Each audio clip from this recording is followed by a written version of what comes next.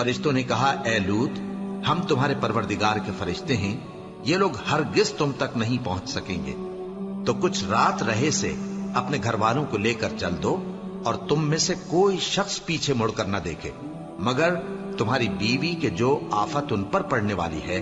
وہی اس پر بھی پڑے گی۔ ان کے عذاب کے وعدے کا وقت صبح ہے،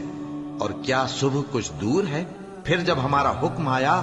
ہم نے اس بستی کو الٹ کر نیچے اوپر کر دیا، اور ان پر پتھر کی تہ بتہ کنکریاں برسائیں، جن پر تمہارے پروردگار کے ہاں سے نشان کیے ہوئے تھے، اور وہ بستی ان ظالموں سے کچھ دور نہیں۔ اور مدین کی طرف ان کے بھائی شعیب کو بھیجا، تو انہوں نے کہا کہ اے قوم، اللہ ہی کی عبادت کرو کہ اس کے سوا تمہارا کوئی معبود نہیں، اور ناپ اور تول میں کمی نہ کیا کرو، میں تو تم کو آسودہ حال دیکھتا ہوں، اور اگر تم ایمان نہ لاؤ گے تو مجھے تمہارے بارے میں ایک ایسے دن کے عذاب